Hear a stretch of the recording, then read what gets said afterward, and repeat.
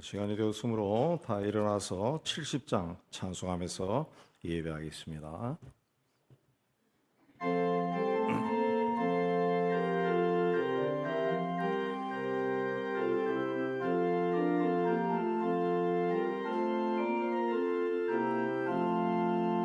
피난처 있으니 혼란을 당한 자 이리 오라.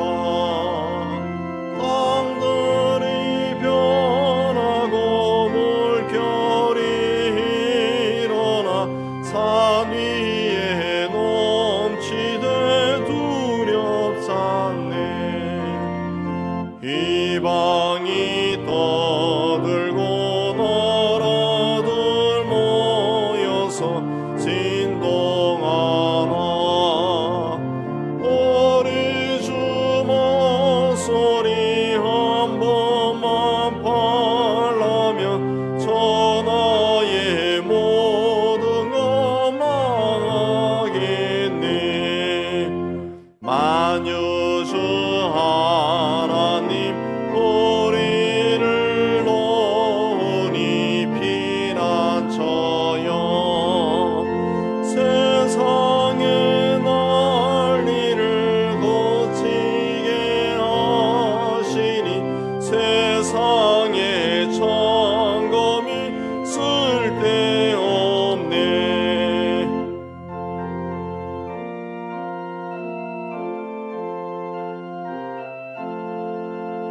엎으신 하나님 우리를 구하니 할렐루야. 괴로움이 심하고 환난이 극하나 피난처 되시는 주 하나님.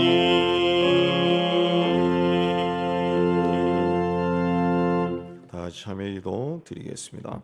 사랑과 긍휼이 풍성하신 하나님 아버지, 오늘 또 예배의 자리에서 우리의 죄된 심령을 고백합니다. 주님의 사랑을 받으며 살았지만 받은 사랑을 세상 속에서 실천하지 못하였습니다.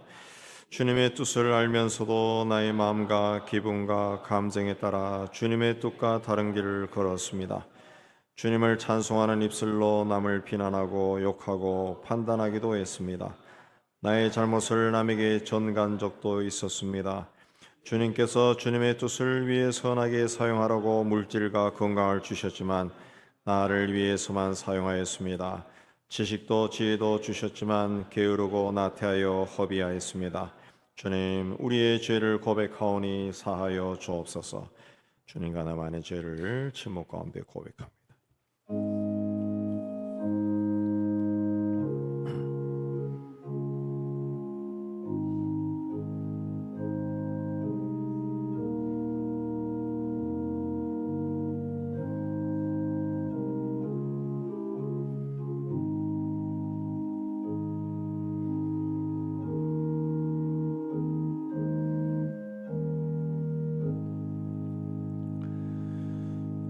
그리스도께서도 단번에 죄를 위하여 죽으사 의인으로서 불의한 자를 대신하였으니 이는 우리를 하나님 앞으로 인도하려 하심이라. 말씀에 대해서 주께서 우리 죄를 사하셨음을 선언합니다. 아멘. 신앙고백합니다.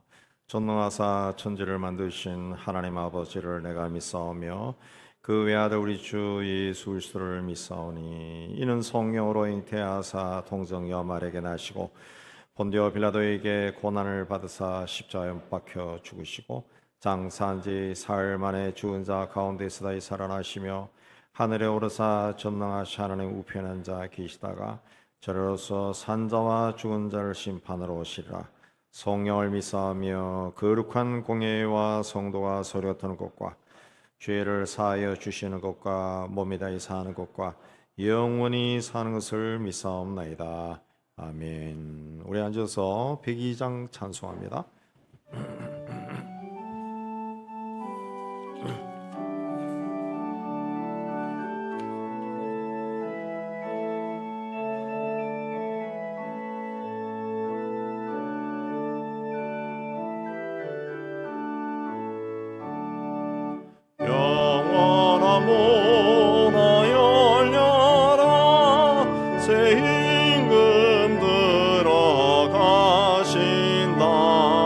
만왕의 왕이 오시니 만민을 구주시로다. 내 마음 온곳 열어라. 내 사사로운 일 그치고 그 나라 일 이루도록 주 계실 성전 삼으라.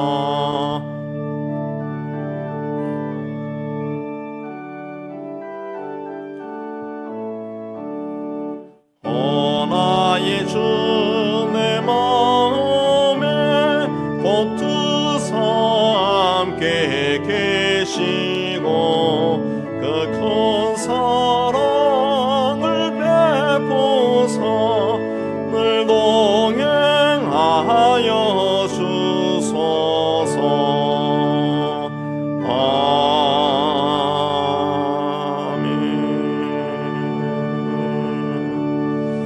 하나님 아버지, 그리스도를 세상에 보내셔서 죄와 사망의 권세 아래 살아가던 저희를 구원하여 주시는 애 참 감사합니다. 그리스도에 의해서 하나님의 자녀가 되어 권세를 누리는 우리가 오늘 하나님 앞에 나와 정성과 마음을 다해서 예배를 드리오니 우리 예배를 받아 주시옵소서. 하나님 앞에 나온 우리 모든 성도들, 죄악이 흘러넘치는 세상 속에 살아갈 때 죄와 타협하지 아니하고 죄에 굴복하지 아니하고 예수 이름으로 죄를 물리치고 하나님 나라를 확장하고 그래야 하나님이 창조하신 이 세상을 하나님이 보시기에 아름다운 것으로 세워나갈 수 있도록 은혜에 다하여 주시기를 원합니다. 하나님 아버지, 세상에 사람들이 악한 꾀를 써서라도 자기가 원하는 것을 얻고 누리려고 하는 그런 세대 속에서도 우리는 주의 이름으로 정의롭고 정직하고 바른 길로 걸어갈 수 있도록 은총을 다해 주셔서 그래도 믿음을 가진 사람들에 의해서 세상이 변화되는 것을 보고 많은 이들이 주께로 나오는 귀한 역사도 일어나게 하여 주옵소서. 하나님 아버지, 세상 곳곳에서 전쟁과 죽음과 고통과 슬픔의 자리에 있는 사람들 주께서 불쌍히 여겨 주시기를 원합니다. 그들도 하나님에 의해서 세상에 사람으로 보내심을 받았는데 한 사람의 삶을 평화롭고 행복하게 살 수 있도록 은총을 다하여 주시옵소서. 오랜 세월 동안 저 북한 땅에 태어났다는 그 이유 하나로 악한 무리의 지배를 받고 신음하고 있는 백성들을 주님께서 불쌍히 해주시고 그들에게도 하나님의 은혜 가운데 하나님의 사랑을 받으며 살 수 있는 그날이 속히 임하도록 축복하여 주시옵소서. 하나님, 땅까지로 복음을 전하는 선교사들의 사역을 통해 오늘 또 많은 사람들이 복음을 듣고 구원의 길로 인도함을 받게 하여 주시옵소서. 추운 겨울에도 어렵게 살아가는 모든 백성들의 삶을 주님 돌아보아 주시고 외롭고 쓸쓸한 겨울이 되지 않게 해 주시고 따뜻하게 이 겨울을 또 이겨낼 수 있도록 은혜 다하여 주옵소서. 하나님 앞에 오늘 올라온 성도들 가운데 투병하고 있는 분들이 있습니다. 저들의 아픈 곳에 주께서 친히 손을 대어 주시고 주의 이름으로 병마를 다 쫓아 주셔서 건강을 회복할 수 있도록 은혜 다하여 주옵소서. 경제적인 어려움에 처한 성도들에게는 주께서 친히 그들을 인도하여 주셔서 주 안에 사는 모두들이 잘되고 형통케 하여 주옵소서. 입시를 앞둔 어린 아들, 딸들에게는 주께서 또한 돕는 손길을 다해 주셔서 원하는 곳에 진학해서 열심히 공부해서 하나님이 쓰시는 도가 되게 하여 주옵소서. 이제 주님이 오신 그날을 우리가 기념하고 다시 오실 주님을 기다리는 성탄절이 다가오고 있습니다. 주님께서 왜 세상에 오셨는가 깊이 묵상하며 성탄을 맞이할 수 있도록 은혜 다하여 주옵소서. 오늘 또 예배 중에 우리와 함께 해주시고 은혜를 다해 주심을 감사하며 우리를 구원하여 주신 우리 주 예수 그리스도 이름으로 기도하옵나이다. 아멘.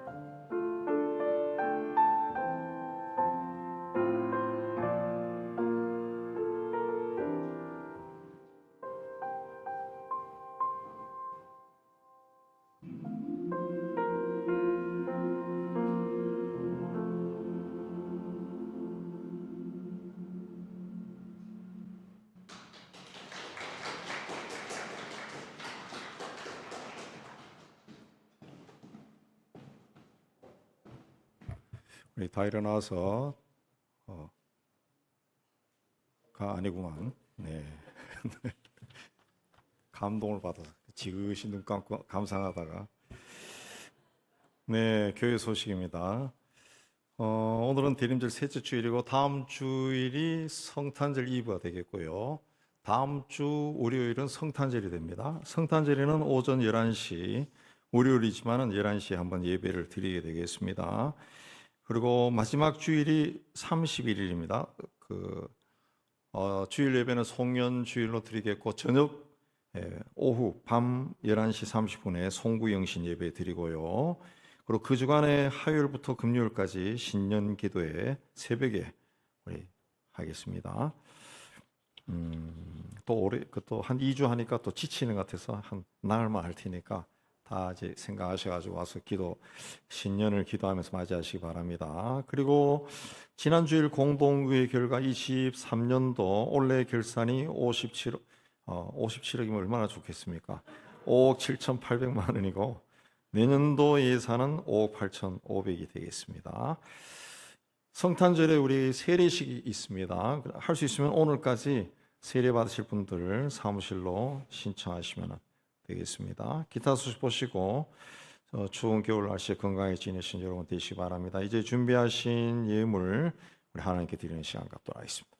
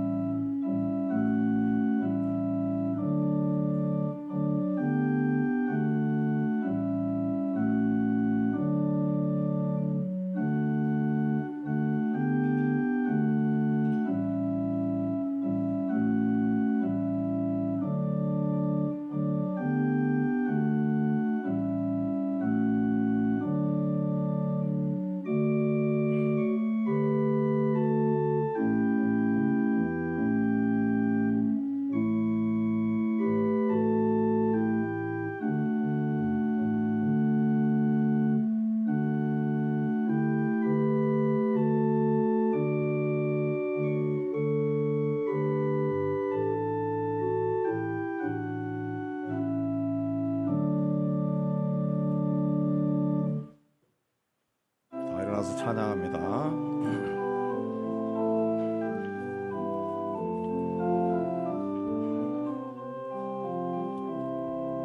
내게 있는 양육가 주께 가져와 그 발 위에 입 맞추고 깨뜨립니다.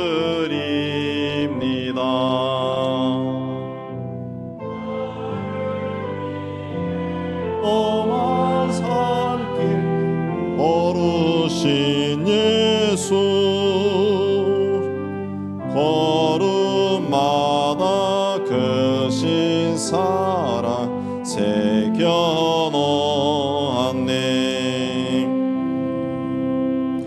하나님 아버지, 지난주에도 우리와 함께 해주시고 베풀어 주신 은혜를 기억하고 감사하는 마음으로 예물을 준비해서 바치게 해주시는 애 감사합니다. 주신 일터에서 땀 흘려 수고하고 얻은 것에 11조는 하나님의 크심을 고백하며 드립니다. 땅끝까지로 복음을 전한 일에 작은 정성으로 동참합니다. 범사에 감사하여 그리스도 예수 안에서 하나님의 뜻이 이루어지기를 바라보며 감사의 예물을 드립니다. 교회와 이웃과 북한을 사랑하며 사랑의 구제연금을 주님 앞에 헌신을 다짐하며 주일연금도 드립니다. 주님, 우리가 드린 모든 예물에 우리의 헌신이 있고 신앙 고백이 있고 기도 제목이 있습니다. 주께서 기쁘게 거두어 주시고 사용되는 곳에서 복음이 전파되고 교회가 든든히 세워지고 어려운 이웃이 주의 이름으로 위로받고 소망을 가지는 데 귀하게 사용하여 주옵소서. 드린 성회들 또 추운 겨울 세상 속에서 일할 때 저들이 하는 모든 일이 주 안에서 잘되고 형통하게 하여 주옵소서. 늘 주님과 동행하며 감사하게 하여 주옵소서. 예수님 이름으로 감사하며 봉헌 기도 올려옵나이다. 아멘. 오늘 하나님이 주시는 말씀은 마가복음 1장 1절에서 8절까지입니다. 마가복음 1장 1절에서 8절 우리 한 절씩 교도합니다. 하나님의 아들 예수 그리스도의 복음의 시작이라.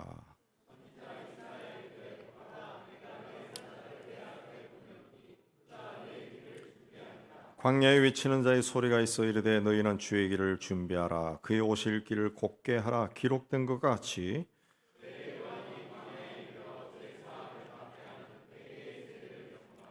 온 유대 지방과 예루살렘 사람이 다 나아가 자기 죄를 자복하고 요단강에서 그에게 세례를 받더라.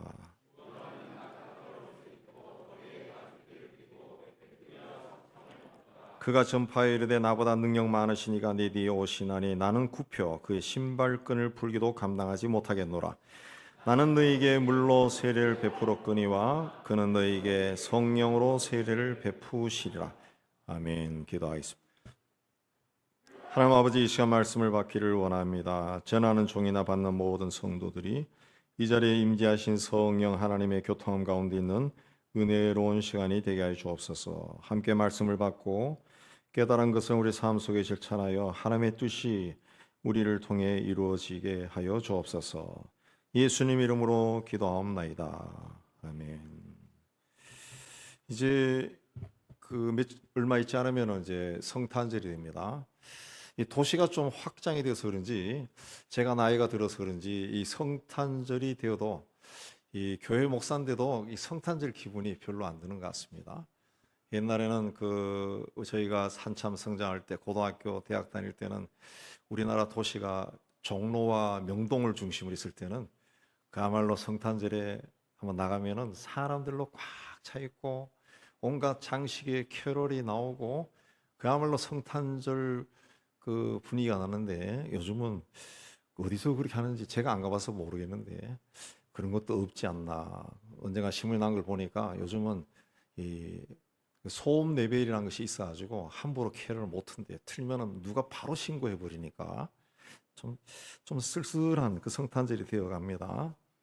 자, 예수님이 탄생하신 그 이야기는 복음서 중에서도 마태복음과 누가복음에만 나옵니다. 다 나오는 것이 아니라 마태와 누가복음에만 나와요. 그러나 세례 요한에 대해서는 마태, 마가, 누가, 요한 4복음서에 다 나옵니다. 그러므로 예수께서 세상에 오실 때 이 세례 요한이 주는 메시지가 특별하다는 것을 우리가 알 수가 있습니다. 자, 누가복음 3장 1절 이하에 보면은 세례 요한이 등장할 무렵 세상이 어떠했는가, 이 사람 이름을 통해 가지고 설명하고 있는데, 제일 먼저 당시 로마 제국의 황제 디베로가 나옵니다. 디베로. 이 디베로 황제는 굉장히 악하고 탐욕이 가득한 자고 또 품성이 잔인한 자였다고 전해집니다. 그 다음으로 이어서 유대 지방 총독 본디오 빌라도가 나오는데, 이 빌라도도 자신의 출세를 위해서는 어떤 악한 일도 서슴없이 저지르던 사람입니다. 그리고 이어서 유대 지방을 나눠서 지배하던 헤롯, 3명의 헤롯 가문의 분봉왕들이 나옵니다. 이 헤롯 왕가도 당시 로마의 앞잡이 노릇을 하면서 이 폭정을 일삼았던 사람들입니다. 그리고 제사장인 안나스와 가야바가 나옵니다. 이 대제사장 그 안나스는 부귀영화를 누리기 위해서 자신은 물론 자신의 4명의 아들과 또 사위 가야바까지 대제사장으로 만들어서 그야말로 마르고 닳도록 통치했던 자입니다. 이렇게 지도자들이 부패하고 타락한 그 어지러운 시대에, 또 400년 동안 하나님의 말씀이 들려오지 않았던 어둠의 시대에 주의 길을 예비하기 위해서 세례 요한이 온 겁니다. 세례 요한이 온 겁니다. 자, 그래서 오늘 말씀은 하나님의 아들 예수 그리스도의 복음의 시작이다. 그렇게 복음이 시작되었다. 그렇게 말하고 바로 이어서 세례 요한에 대한 말이 나옵니다. 보라, 내가 내 사자를 내 앞에 보내노니 그가 내 길을 준비하리라. 하나님께서 그리스도가 세상에 오시는 길을 준비하도록 사자를 보내실 것이다. 그는 광야에서 외치는 자의 소리며 백성들에게 너희는 주의 길을 예비하라, 그의 오실 길을 곧게 하라고 외칠 것이다. 그랬습니다. 작년에 그 세상을 떠난 영국의 엘리자베스 여왕이 1999년 4월 19일에서 22일까지 3박 4일 동안 우리나라를 방문한 적이 있습니다. 방문 여정 중에 4월 21일이 마침 여왕의 73세 생일이어서 안동에 있는 화훼마을에서 한국식으로 생일상을 차려줘서 이 화제가 된 적이 있습니다. 이 여왕이 그때 받았던 생일상이 굉장히 인상 깊었던가 봐요. 그리고 그 후에 우리나라 대통령이 영국을 방문하거나 혹은 또 대사가 방문하거나 그렇게 하면은 꼭 그걸 언급했다고 그렇게 이야기합니다. 당시 여왕이 우리나라를 방문하기 한 6개월 전에 의전팀이 들어와서 코스를 정하고 방문하는 곳마다 아주 세밀하게 점검해서 화제가 된 적이 있습니다. 자, 이렇게 왕이나 대통령이 어디를 방문하기 전에는 몇 주 혹은 몇 개월 전에 사람들이 미리 가서 철저하게 점검하고 필요한 조치를 취합니다. 너희는 주의 길을 준비하라. 그의 오실 길을 곧게 하라. 그러셨습니다. 이제 하나님께서 독생자, 만왕의 왕이신 그리스도를 세상에 보내십니다. 그래서 하나님도 당신의 사자를 미리 보내서 길을 예비하도록 하겠다. 그랬습니다. 하나님이 세상에 사람으로 오는데 그냥 어느 날 뻘쭘하게 오는 것이 아니라는 거죠. 반드시 사람을 보내겠다. 그래서 말라기 4장 5절에 보면 여호와의 크고 두려운 날이 이르기 전에 내가 선지자 엘리야를 너에게 보낼 것이다. 그래서 유대의 랍비들은 메시아가 오시기 전에는 반드시 엘리야가 올 거다. 그렇게 믿었고 그렇게 가르쳤습니다. 예수께서 베드로와 야고보와 요한과 함께 높은 산에 올라가셨다가 얼굴이 해처럼 빛나고 또 옷이 빛같이 변하고 또 그 자리에 나타난 오래전에 죽었던 모세와 엘리야가 나타나 함께 대화를 나눈 그런 적이 있습니다.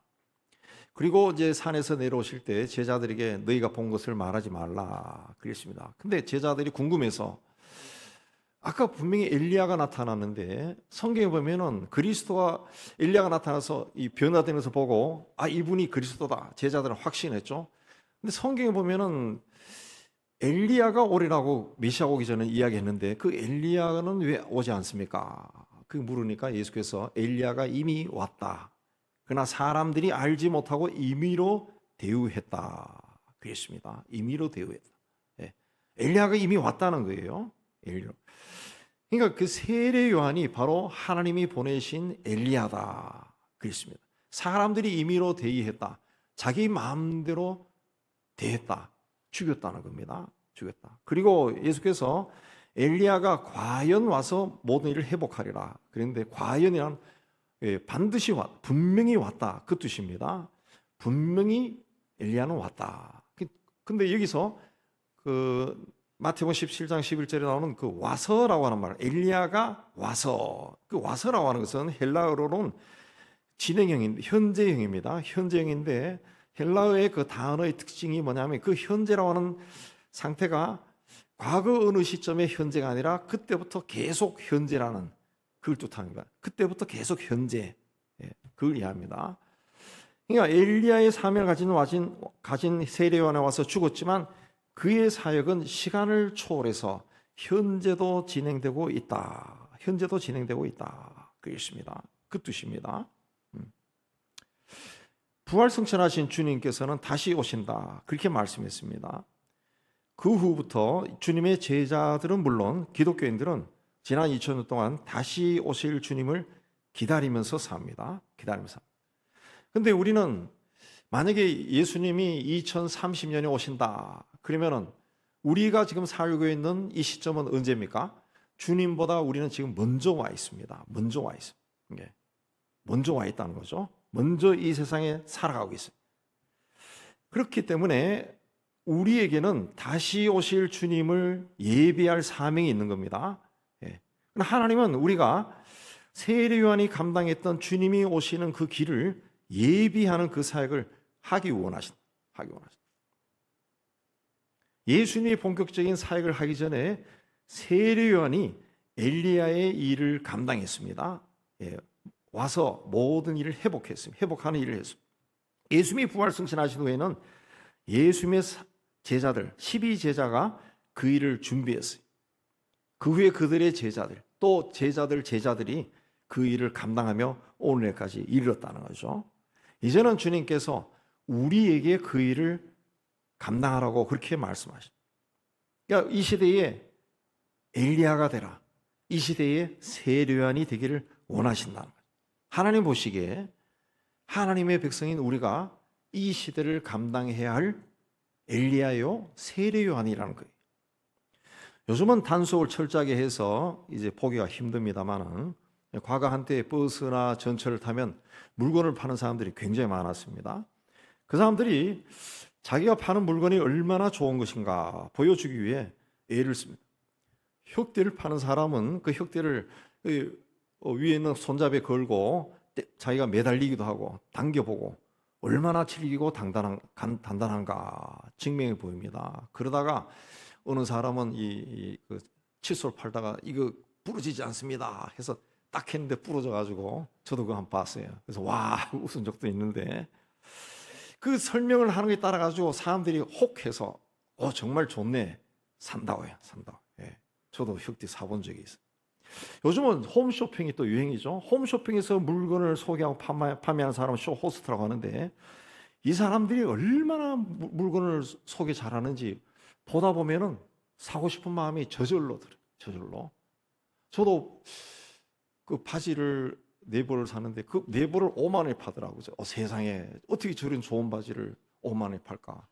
호스트가 막 바지를 땡겨도 보고 구겨도 보고 했는데 주름도 안 생기고 너무 멋있어요. 그 샀는데 못 입고 버렸어요. 못 입어요. 보는 거하고 전혀 다르더라. 혹한 거예요. 한 번 소개할 때마다 얼마나 잘하는지 그 통계에 보면은 한 번 물건을 판매할 때마다 수십억, 수백억이 팔린대. 상상할 수 없이 많이 팔린다는 거예요. 왜 그렇습니까? 너무너무 잘 소개한다는. 완벽할 정도로 소개하는. 혹할 정도로 소개하는 거예요. 뭐 건강식품 먹으면 그냥 금방 건강해질 것 같아. 약도 그 먹으면 다 병이 날 것 같아. 너무 소개를 잘하는 거예요. 너무 소개. 세례 요한은 왕의 오심을 선포하는 선지자 엘리야였습니다. 낙타털옷을 입고 허리에 가죽띠를 띠고 광야에서 구할 수 있는 메뚜기와 석청만 먹고 살았어요. 그는 제사장의 아들이었기 때문에 얼마든지 호의호식할 수 있었습니다. 아마도 그를 찾아오는 바리새인과 사두개인들이나 군인이나 세리들은 좋은 옷을 입고 좋은 음식을 먹고 살았을 거예요. 그러나 그는 세상에 오실 그리스도만 바라보고 그분이 오실 길을 준비하는 사명에 충실하게 살았습니다. 이사야는 주의 길을 예비하는 것은 굽었던 길을 곧게 하고 골짜기를 메워 평평하게 하고 산과 언덕을 평평하게 하고 험한 길도 평탄하게 하는 것이다. 주님이 오시기 전에 세상을 평탄하게 하는 것이다. 차별이 없는 곳으로 만들어라. 뭐 내려가고 올라가고 그런 것이 없이 평평한 곳으로 만들라. 예수 앞에는 다시 오시는 그리스도 앞에는 남자나 여자나 또 부자나 가난한 사람이나 권세가 있는 사람이나 없는 사람이나 주인이나 노예나 그게 없다는 거예요. 힘이 있는 사람, 연약한 사람 없다는 거예요. 똑같다는 거예요. 똑같다. 주님이 오시기 전에 이 시대에 우리가 세례 요한이나 엘리야로서 감당해야 될 사명이 바로 그겁니다. 그거예요. 오늘 우리 시대가 얼마나 차별이 심합니까? 교회 안에서도 서로 구별이 됩니다. 사람들끼리 자기와 조금만 달라도 같이 앉아서 차 한 잔도 하려고 하지 않습니다. 친구들끼리 그 모일 때 저희도 이제 친구들 단톡방도 있고 많은데 보면은 누가 하나 이 종교적인 거 딱 올리면은 또 야 여기서는 종교 이야기하지 마. 대본 올라와요. 대본. 정치적으로 누가 하나 올리면 누가 이따위까 올려서 막 이렇게 한다. 막 금방 올라와요. 금방 올라. 그 오래된 친구들도 그런다. 그래서 이제 만나서도 얘가 나하고 비슷한 성향인가 알았을 때 이제 마음껏 막 이야기하지. 안 그러면은 싸움이 일어나겠다. 싸움. 우리 사회가 얼마나 그 차별이 심한지 몰라요. 분별이 심하고. 그러니까 조금 틀리면 막 미워하고 증오하고 저주하고 그런 사회입니다. 그런 사회. 이런 시대에 우리가 이 땅에 그리스도인으로 살아가고 있습니다. 주님이 우리에게 주시는 사명이 뭡니까? 주님의 오신의 길을 예비하는 자로서의 사명이 뭡니까? 네 적어도 너가 있는 곳에서는 그 차별이 없는 곳으로 만들어. 주님이 내 삶 속에 들어왔을 때, 주님이 봤을 때 얘가 있는 곳은 그런 차별이 없는 거예요. 있는 사람이나 없는 사람이나 가진 사람이나 없는 사람이나 얘는 다 똑같이 대하는구나. 주님은 그걸 보시기를 원합니다. 같은 땅에 태어나서 같은 시대를 살아가는 사람들을 다 사랑하고 존중히 여기며 사는 거라죠. 존중하게 여기는 거죠. 나하고 다른 것이 아니라 나하고 이 차별할 정도로 구분 짓는 것이 아니라 나하고 살아가는 삶의 스타일이 조금 다를 뿐이에요. 조금 다를 뿐이에요. 근데 그걸 가지고 이러쿵저러쿵 하지 말라는 거죠. 예.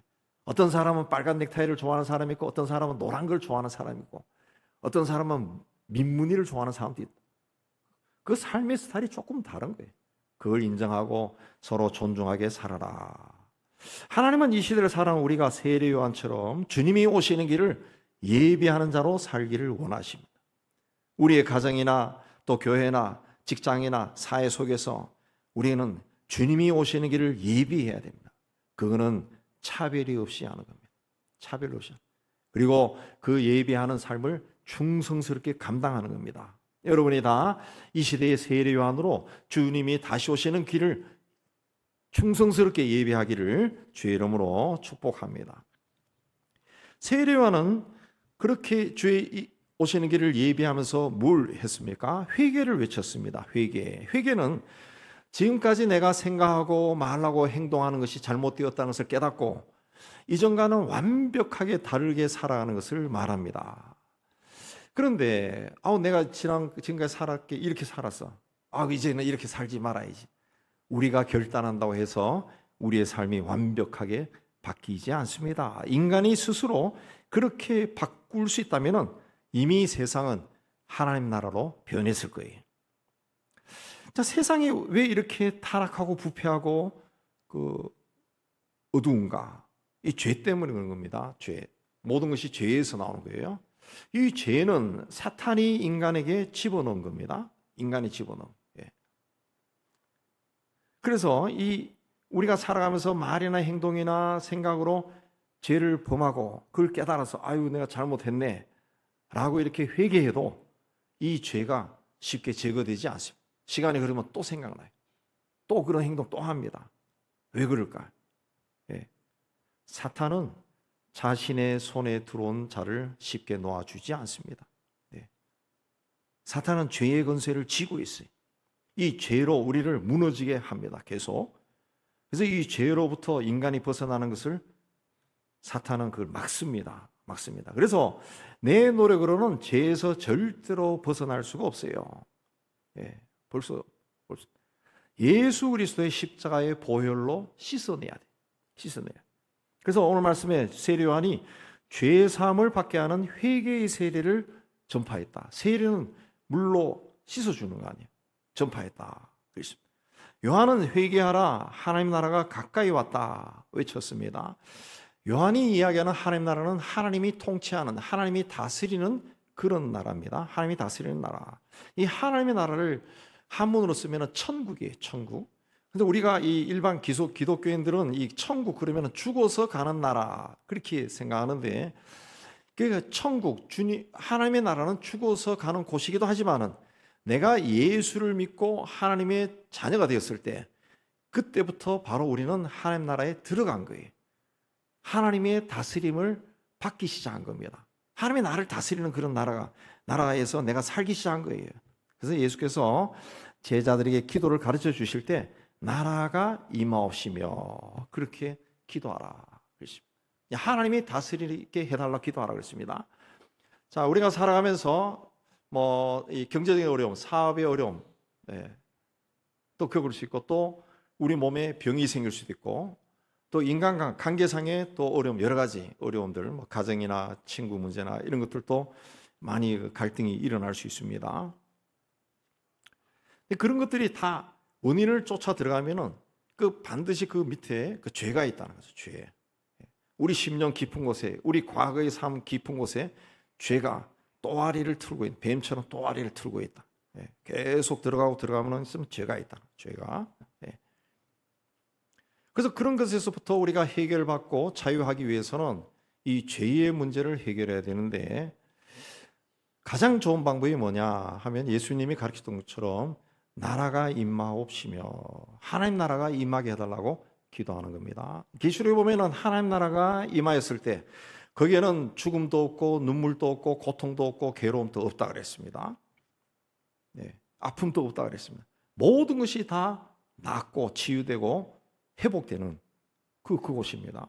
근데 하나님 나라가 임하게다. 하나님, 내가 이 병으로 굉장히 고통스럽습니다. 힘듭니다. 하나님, 내가 이런 문제로 지금 굉장히 어렵습니다. 괴로워요. 괴로워요. 하나님 나라가 내 삶 속에, 내 육신 속에 이루어지기를 원합니다. 하나님 나라가 이루어지기를 원합니다. 기도하는 겁니다. 하나님 나라가 내 몸에 임했을 때 내 몸에 있는 병마들이 쫓겨나는 거죠. 네. 한 번 하는 것이 아니라 계속 하는 겁니다. 계속 하는 거예요. 계속. 네. 그러면 우리 안에 들어와 있는 이 병마도 막 못 견뎌서 나갈 정도로 계속 하는 거예요. 계속 하는 거예요. 네. 하나님이 다스린다의 반대는 뭡니까? 사탄이 다스린다. 사탄이 다스린다. 창세기 1장에서 3장까지 보면은 인간이 하나님의 다스림을 받다가 하나님이 금하신 선악과를 먹고 사탄이 유혹해서 그 선악과를 따먹은 후부터 이 사탄의 다스림 안에 들어가요. 죄가 다스리는 생활이 시작되는 거죠. 죄가 들어와서 죄의 지배를 받게 됩니다. 그러니까 죄의 지배를 받는 삶에서 벗어나 하나님의 다스림 아래로 들어가는 것이 회개하는 겁니다. 회개하는 거예요. 네. 그 회개하라, 하나님 나라가 가까이 왔다. 그 회개와 하나님 나라는 이 그야말로 가까이 있는 거예요. 붙어 있는 거예요. 내가 회개하면은, 내가 죄를 고백하고 죄에서 자유하게 되면은 바로 하나님 나라에 들어가는 거죠. 하나님의 죄. 그러니까 내가 사탄의 지배를 받다가 하나님의 지배를 받는 그런 자가 되는 겁니다. 되는 거예요. 누가복음에 보면은 세례 요한은 자기에게 나오는 무리들에게 독사의 자식들아, 누가 너희에게 닥쳐올 징벌을 피하라고 일러주더냐 그러죠. 당시 유대인들은 아브라함의 자손이라는 하나님의 선민 사상으로 꽉 차 있었지만은 하나님의 선민답게 살지를 않았습니다. 세리들은 부과된 세금보다 더 많이 부과해서 착복했고, 군인들은 자기가 가진 힘으로 사람들 것을 강제로 빼앗았습니다. 바리새인과 사두개인은 종교적인 우월의식과 교만으로 사람들을 정죄하고 판단했습니다. 겉으로는 하나님의 백성이라고 하면서도 실제로는 세속적인 이익을 추구하며 살았던 거죠. 그러나 하나님의 백성이면 하나님의 지배를 받고 살아야 되는데 하나님이 아니라 죄의 권세, 죄된 생활, 사탄의 다스림을 받으며 살았던 겁니다. 그래서 그 세례 요한이 모든 골짜기가 너희는 주의 길을 준비하라, 그 오실 길을 곧게 하라. 모든 골짜기가 메워지고 모든 산과 작은 산이 낮아지고 굽은 것이 곧아지고 험한 길이 평탄하여질 것이요 모든 육체가 하나님의 구원하심을 보리라. 그렇게 외쳤습니다. 골짜기는 바로 하나님과 우리 사이를 가로막고 있는 죄를 이야기합니다. 이사야는 하나님의 손이 짧아서 우리를 구원하지 못하는 것이 아니라 우리와 하나님 사이에 놓여있는 죄의 골짜기 때문이다 그랬습니다. 이걸 없애라는 거죠. 산이라고 하는 것은 우리의 자존심이나 권력이나 재력이나 명예로 인해 높아진 마음, 교만한 마음입니다. 이걸 없애라는 거죠. 낮춰라는 거죠. 구분이라는 것은 속이는이라는 뜻입니다. 하나님 앞에서 거짓된 삶을 버려라. 험한이라고 말하는 험한 길이라고 하는 것은 악이 모여 있는 곳이라는 그런 뜻입니다. 그러니까 하나님 없이 살면은 죄악 속에 뒹굴 수밖에 없어요. 그냥 거기서 떠나라는 거예요. 이렇게 하면은 모든 육체가 하나님의 구원하심을 보리라. 모든 육체는 온 세상에 있는 하나님의 피조물을 이야기하는 겁니다. 피조물. 그러니까 모든 세계가 하나님의 구원을 받을 것이다. 이렇게 하면은 구원을 받을 것이다. 죄 가운데서 떠나면은 구원을 받을 것이다. 요한도 하나님이 세상을 이처럼 사랑하사 독생자를 주셨으니 이는 그를 믿는 자마다 영생을 얻게 하려 하십니다. 하나님은 세상을 그렇게 사랑하신다. 그래서 세상을 구원하기 위해 독생자를 주셨다. 그렇습니다. 독생자를 주셨다. 그래서 그 세례 요한이 회개하라 그렇게 외쳤습니다. 근데 남에게 회개하라라고 외치는 자는 먼저 자신이 정결한 삶을 살아야 됩니다. 아무래도 죄와 욕망이 끌어오르는 세상 한복판에 살면은 자기도 모르게 죄의 영향을 받을 수밖에 없고 정결하게 사는 것이 힘이 듭니다. 그래서 세례 요한이 황량한 유대 광야에 살면서 죄의 사함을 받게 하는 회개의 세례를 전파한 겁니다. 전파한 거예요. 그러나 남에게 회개하라 그런 말을 하면은 세례 요한 시대나 우리 시대나 사람들이 굉장히 듣기 싫어합니다. 우리 시대 여러분도 해보셔도 아시겠지만은 회개하라 그러면은 너는 그래 니나 잘해 이런 말이 대부분 돌아옵니다. 미움을 받죠. 세례 요한도 헤롯 왕의 죄악을 지적했다가 미움을 받아서 결국 목이 잘려 죽는 참혹한 죽음을 맞이했어요. 그러나 그는 당시 최고의 권세를 가진 왕에게조차 회개하라고 외쳤습니다. 그는 끝까지 자신에게 주어진 사명을 감당했다는 거죠. 주님이 오시는 길을 철저하게 예비했던 사람이 바로 세례 요한이죠. 세례 요한. 예수 탄생 전에 예수님의 사역하기 전에 이 세례 요한의 이야기가 나오는 것은 하나님께서 우리에게 주신 메시지가 있다고 그렇게 이야기했는데 바로 주님이 다시 오시기 전에 세례 요한의 역할을 감당해야 될 우리에게 하나님은 똑같이 말씀합니다. 요한처럼 두려워하지 말고 담대하게 주님이 오시는 길을 예비해라. 너희 신앙을 지켜라.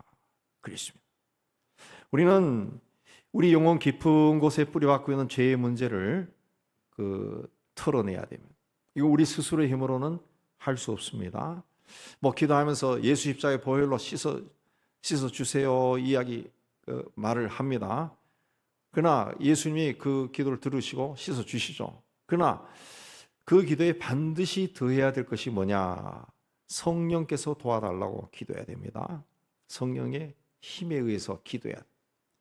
내가 기도하면서 내가 예수의 십자가의 보혈로 씻는 게 아니라 하나님의 영이 내 삶 깊은 곳에 내 지내온 과거의 삶 깊은 곳에 숨어있는 그 죄, 나도 모르게 저 깊은 곳에 또아리 틀고 있는 그 죄를 성령께서 아시고 말할 수 없는 탄식으로 그걸 간구해서 제거해 주시기를 기도해야 돼. 기도해. 내 힘으로 하면은 이 한계가 있더라고요. 한계. 반드시 하나님께 두 손 들고 나가서 하나님의 성령의 도움을 받아야 됩니다. 그러면은 우리 임마누엘로 우리와 함께 하시는 성령 하나님께서 우리에게 역사하셔서 그 문제를 해결해 주십니다. 그 문제를 해결해 주십니다. 그래서 성령 충만을 계속 구하라 그랬습니다. 하나님의 영으로 충만해야 돼요. 충만. 하나님의 영으로 우리 그 성령 충만은 구하라 그랬습니다. 근데 구하기만 하면 돼요. 성령으로 우리가 충만해지면은 나도 모르게 저 깊은 곳에, 나도 모르는 곳에 숨어 있는 이 상처나 죄들이 견딜 수가 없어서 튀어나가는 거예요. 주님께서 다시 오실 징조가 점점 선명하게 보여지는 이 시대에 이 성탄절을 맞이하면서 내 죄가 무엇인가? 다시 한번 깊이 고백하고 이 회개한다고 하는 것은 하나님 앞에 1대1로 서기 때문에 내 방에서 이불 덮어쓰고 해도 되고 아니면 공원에 가서 의자에 앉아서 혼자 해도 되고 충분히 할 수 있는 겁니다. 충분히 할 수 있는 거예요. 그러니까 나는 회개 못해요 이런 건 하나님 앞에 변명이 되지 않는 겁니다. 우리는 가족이 있고 사랑하는 사람이 있어도 하나님 앞에서는 다 1대1로 서는 자예요. 1대1로. 하나님은 누구를 가장 좋아하시느냐? 정결한 자를 좋아하신다. 그리고 구약에 나오는 제사법이 아주 까다로운데 그게 뭡니까? 하나님 앞에 나올 때는 이렇게 나오라는 거죠. 정결하라는 거예요. 정결하라. 정결한 자를 좋아해요. 정결한 자는 뭡니까? 죄를 깨닫고 고백한 자죠. 왜 정결한 자를 좋아하십니까? 독생자를 십자가에 못 박았어요. 그거는 타협이 없습니다. 그러니까 우리가 세상도 사랑하고 하나님도 사랑하는 마음을 가지고 나가서는 하나님의 은혜를 받을 수가 없습니다. 하나님의 은혜를 받으면은 세상에서 내가 좋아하는 게 다 사라질 것 같지만 그렇지 않습니다. 오히려 더 잘 될 수가 있는 거죠. 우리는 하나님 앞에 하나님이 싫어하는 것이 내 안에 무엇이 있는가 다시 한번 바라보고 회개해서 우리 가까이 있는 하나님의 나라로 들어가신 하나님의 통치함을 받는 여러분이 다 되시기를 주의 이름으로 축복합니다. 세상에 오신 세례 요한은 아주 겸손하게 주께서 오신 길을 예비했습니다.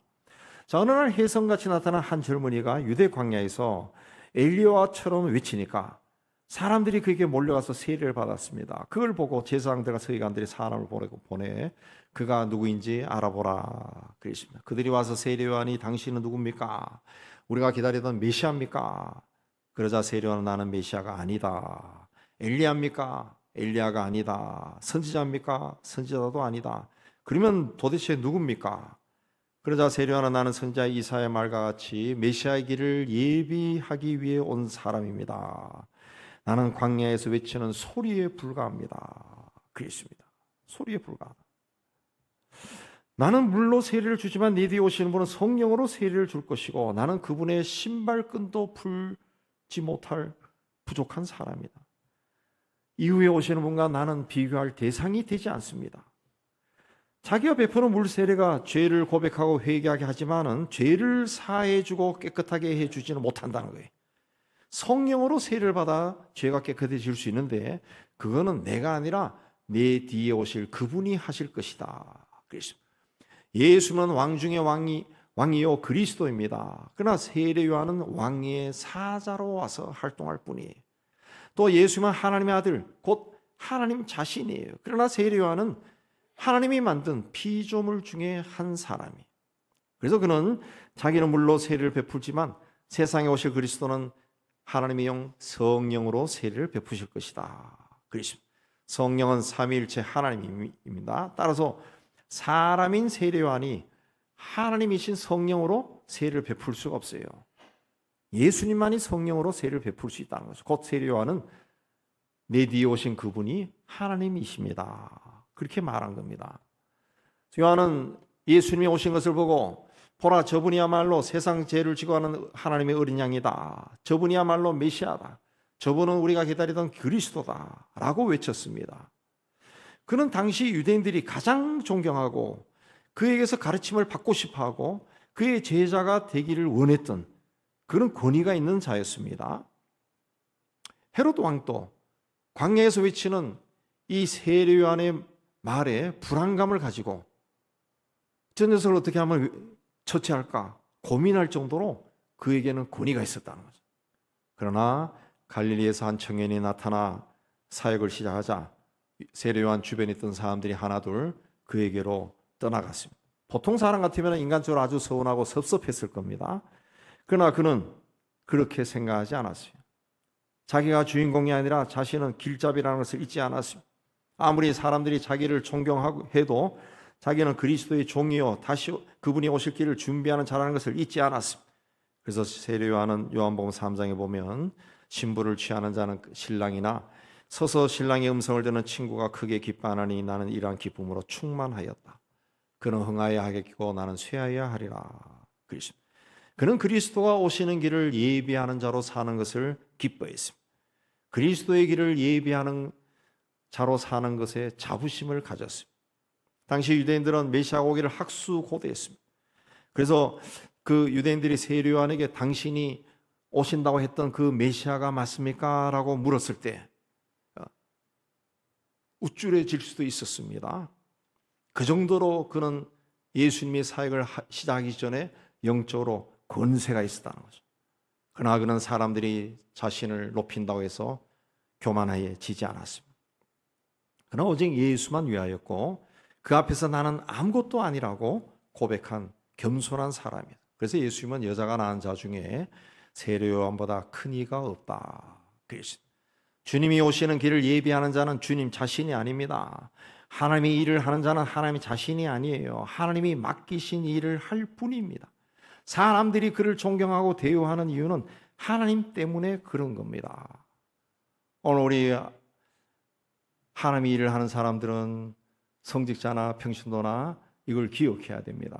우리가 하나님 앞에 나가 열심히 기도하고 또 하나님의 일을 할 때 하나님께서 우리에게 특별한 은사를 줄 때도 있습니다. 그것 때문에 사람들이 또 나를 특별하게 볼 때도 있어요. 나에게 기도를 부탁할 때도 있고 나에게 와서 고개를 숙일 때도 있어요. 그러나 그거는 내가 믿는 하나님 때문에 그렇게 하는 거지 이 사람에게 그런 것이 있다고 그렇게 해서 하는 것이 아니라는 것을 깨달아야 돼요. 예. 근데 그걸 잘못 생각하고 많은 사이비 이단들도 그렇고 그들이 처음에는 그런 특별한 것들을 받아가지고 사람들이 자꾸 찾아오고 그렇게 하니까 어느 순간에 우쭐해져서 본인이 하나님의 자리에 앉아버린 거죠. 예. 그리고 막 교파를 또 하나 만들고 나오고 결국은 하나님의 교회를 어지럽히는 겁니다. 어지럽힌 거예요. 예. 하나님 때문에 사람들이 나에게 다가오고 나를 존경하고 나를 대우하고 나에게 기도를 부탁하고 그런다는 걸 우리가 알아야 된다. 예. 하나님이 다 하신다. 나는 종일 뿐이에요. 나는 종일 뿐이에요. 그러나 때로는 세례 요한을 때리고 죽였던 헤롯처럼 하나님의 일을 하는 사람을 괴롭히고 때리고 미워하고 죽이는 자도 있습니다. 다 그렇게 존경하지 않아요. 우리가 복음을 전하면은 복음을 전하잖아요. 전도는 복음을 전하는 건데 복음이 뭡니까? 복된 소식, 기쁜 소식인데 굿뉴스인데 이걸 사람들에게 전하면은 이 좋은 소식을 왜 안 받아들일까? 고마워해야지. 근데 고마워하지 않아요. 어떤 사람은 고마워하지만 어떤 사람은 욕을 한다. 욕을 한다. 그러면은 세례 요한처럼 우리는 맞고 죽어야 돼. 왜? 나는 주님의 길을 예비하는 자라는 거죠. 예비하는 거예요. 주인을 위해 일하는 종일 뿐이라는 거예요. 종일 뿐이에요. 주님이 다시 오신다고 말씀하셨고 우리는 다시 오실 주님이 다시 오시기 전 시대를 우리가 살고 있습니다. 우리는 이 시대에 엘리야고 이 시대의 세례 요한으로 살고 있어요. 살고 있어요. 그러면은 우리 시대가 자기를 드러내기를 좋아하는 이기적인 시대인데 이 시대 속에서도 우리는 세례 요한처럼 아주 겸손하게 살아야 돼요. 나에게서 뭐 특별한 것이 나타난달지라도 하나님의 뜻이 있어서 나를 통해 주신 것이고 그걸로 우쭐하거나 그렇게 해서는 안 된다는 거죠. 하나님 때문에 사람들이 나에게 오는 거예요. 그걸 잘못 생각하니까 거기서 교회 공동체, 영적 공동체에서 문제가 생기고 트러블이 생기고 싸움이 일어나고 막 그러는 겁니다.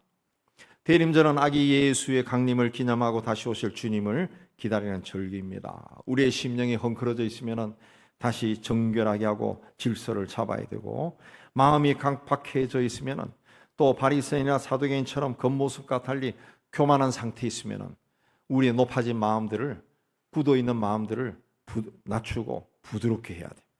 주님이 오실 때까지 낮은 자리로 내려가서 겸손하게 자기에게 주어진 사명을 감당해야 돼요. 사람들이 세례 요한이 한창 유대 광야에서 활동할 때 구름처럼 그에게 몰려갔습니다.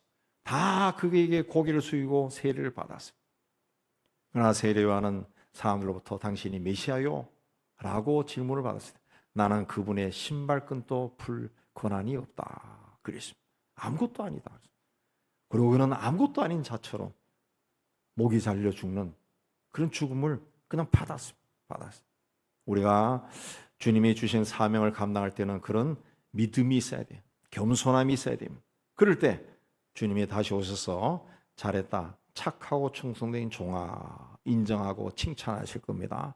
우리 모두가 다시 오실 주님 앞에 그러한 칭찬받게 되기를 주의 이름으로 축복합니다. 하나님 아버지, 이 악한 시대에 우리가 그리스도인으로 세상 속에 살고 있습니다. 주님이 다시 오심의 징조가 점점 선명해지는 시대에 우리를 이 세상에 살게 하신 것, 그냥 이 땅에서 풍요를 누리라고 하신 것이 아니라 다시 오실 주님을 준비하는, 예비하는 자로 살라는 사명을 주셨음을 저희가 믿습니다.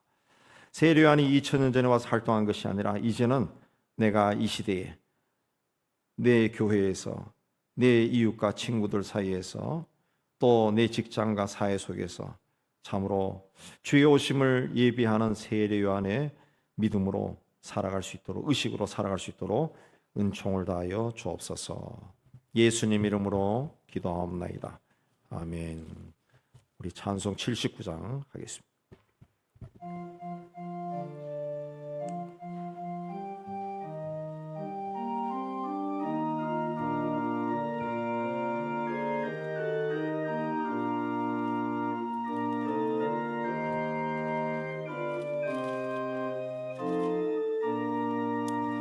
주 하나님 지으신 모든 세계 내 마음속에 그리어볼 때 하늘의 별 울려 퍼지는 내 손 주님의 권능 우주에 찬네 주님의 높고 위대하심은 내 영혼이 찬양하네 주님의 높고 위대하심은 내 영혼이 찬양하네 숲속이라 험한 산골짜기에서 지저귀는 제 새소리들과 고요하게 흐르는 시냇물은 주님의 솜씨 노래하도다 주님의 높고 위대하심은 내 영혼이 찬양하네 주님의 높고 위대하심은 내 영혼이 찬양하네 주 하나님 복생자 아낌없이 우리를 위해 보내주셨네 십자가에 피 흘려 죽으신 주 내 모든 죄를 대속하셨네 주님의 높고 위대하심은 내 영혼이 찬양하네 주님의 높고 위대하심은 내 영혼이 찬양하네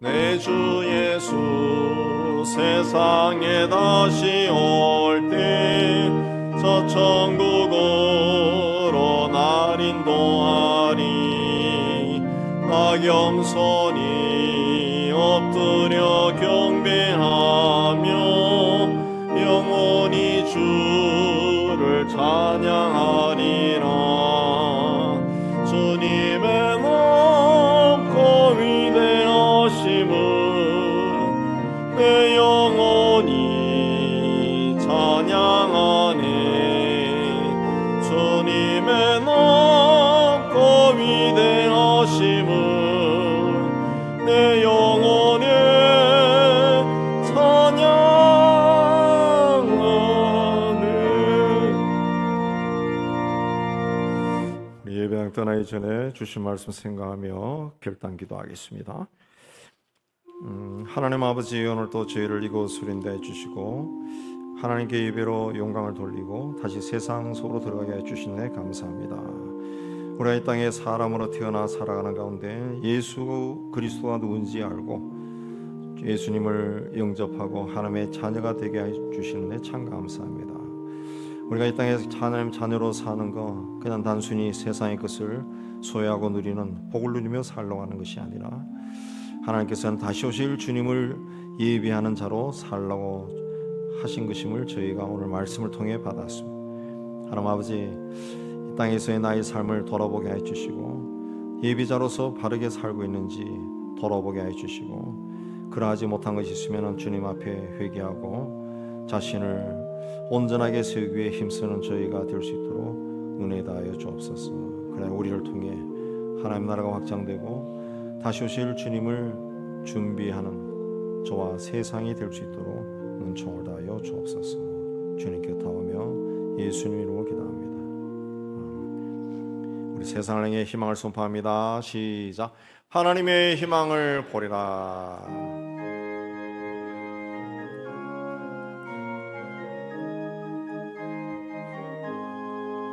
주가 세상을 다스리니 그 위엄이 넘쳐나고 그의 나라와 주의 솜씨 온 하늘에 가득하다.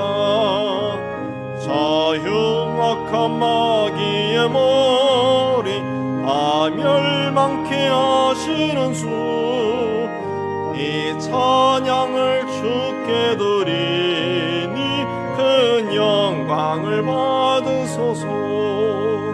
주가 권능의 손으로서 이 세상을 창조하니 그의 놀라운 창조 솜씨 먼 백성이 경탄하네. 저 하늘의 별들도 모두 주 영광을 나타내어 늘 돌보아 주시는 주께 큰 영광을 돌립니다.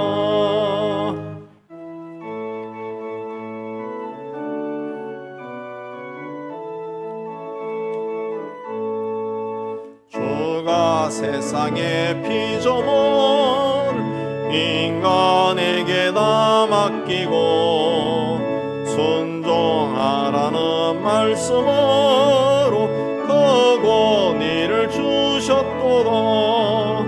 온 땅 위에 주님의 위엄 늘 넘치며 가득하니 그 나라와 주님의 영광 온 천하에 찬란하다.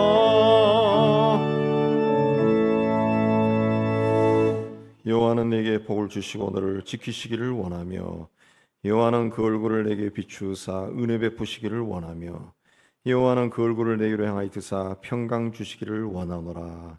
이제는 우리 주 예수 그리스도의 은혜와 하나님 아버지의 사랑하심과 성령의 교통하심이 주의 몸된 교회와 세상 소로 드저는 하나님의 자녀들 위해 이제부터 영원까지 함께 있을지어다. 아멘.